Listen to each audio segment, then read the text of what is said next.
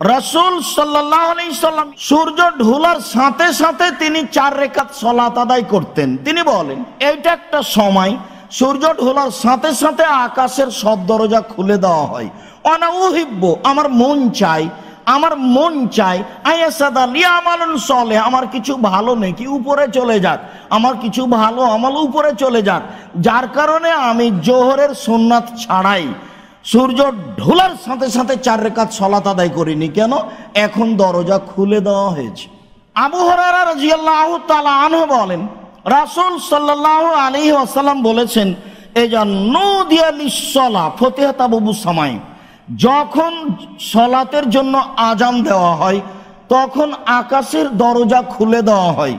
যখন সালাতের জন্য আজান দেওয়া হয় তখন আকাশের দরজা খুলে দেওয়া হয়। ও উস্তুজিবা দোয়া, ওই সময়তে দোয়া কবুল করা হয়, ওই সময়তে দোয়া কবুল করা হয়, ওই সময়তে দোয়া কবুল করা হয়। রাসূল সাল্লাল্লাহু আলাইহি ওয়াসাল্লাম বলেন লা ইউরাদ্দু দুআ বাইনাল আযান ওয়াল ইকামা, আজান একামাতের মাঝে দোয়া ফেরত দেওয়া হয় না, আজান একামাতের মাঝে দোয়া ফেরত দেওয়া হয় না, আজান একামাতের মাঝে দোয়া ফেরত দেওয়া হয় না। রাসূল সাল্লাল্লাহু আলাইহি সাল্লাম বলেন উতলবু ইস্তেজাবাত দুআয়ে, তোমরা দোয়া কবুলের সময়গুলি খুঁজো না, তোমরা দোয়া কবুলের সময়গুলি খুঁজো, তোমরা দোয়া কবুলের সময়গুলি খুঁজো। এক ইন্দাল বাসে, যখন যুদ্ধ আরম্ভ হয় তখন দোয়া করিও কবুল হবে। 2 ইন্দাল ইকামাতে, যখন আজান একামাত দেওয়া হয় তখন দোয়া করিও কবুল করা হবে। যখন আজান একামাত দেওয়া হয় তখন দোয়া করো কবুল করা হবে।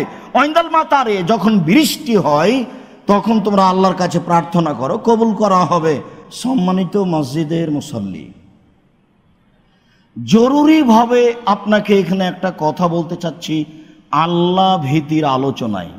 সেটা হলো এই যে কান্নাকাটি করে আপনি আল্লাহকে কিছু বলবেন, তার জরুরি সময় হচ্ছে রাত 12টার পরে ফজরের আজান পর্যন্ত সময়। তার গুরুত্বপূর্ণ সময় হচ্ছে দুপুরের পরে জোহরের আজানের পরপরই। তার গুরুত্বপূর্ণ সময় হচ্ছে আজান একামাতের মাঝের সময়। আজান একামাতের মাঝে প্রথমে আপনি দরুদ পড়বেন, তারপরে বিশেষ দোয়া পড়বেন আল্লাহুম্মা রাব্বা হাযিহি দাওয়াতি তাম্মা। তারপরে আপনার যা চাওয়ার প্রয়োজন আছে তা আপনি চেয়ে নেন। নোংরা নীতি মহিলাদের ত্যাগ করার জন্য অনুরোধ জানাচ্ছি। আজান হলে তারা মাথায় কাপড় দেয়, আজানের উত্তর দিতে হবে এই হিসাব নেই। সাহাবীগণ বলছেন আল্লাহর নবী ইন্নাল মুয়াজ্জিনিনা ইয়াফযুলুনা, না মুয়াজ্জিন তো সব নেকি লুটে নিল। আপনি যেভাবে বলছেন তাতে তো মুয়াজ্জিন সব নেকি নিয়ে নিল। আপনি বলছেন যে একজন মুয়াজ্জিনের আজানে যত মানুষ সালাত আদায় করে ওরা সব মিলে যত নেকি পায়, মুয়াজ্জিন একাই তত নেকি পায়। আর আপনি বলছেন যে মুয়াজ্জিনের পক্ষে সাক্ষী দেয় জীবজন্তু, কীট পতঙ্গ, পদার্থ, জড় পদার্থ সব কিছু। আজান যতদূর পর্যন্ত যায় ততদূর পর্যন্ত সব কিছুই বলে আল্লাহ মুয়াজ্জিনকে ক্ষমা করে দাও।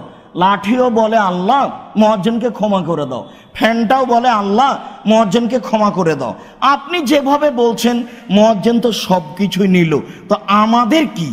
তখন আল্লাহ রাসূল বলছেন আরে শোনো, কুলুল ইসলাম মায়া কুলুল মুয়াজ্জিন, মুয়াজ্জিন যা বলে তোমরা তাই বলো, মুয়াজ্জিন যা বলে তোমরা তাই বলো, মুয়াজ্জিন যা বলে তোমরা তাই বলো। ভাইজান তাহাইতা, যখন আজান শেষ হবে সাল তু তাই এবার চাও, দেওয়া হবে, যা চাইবে তাই দেওয়া হবে, যা চাইবে তাই দেওয়া হবে।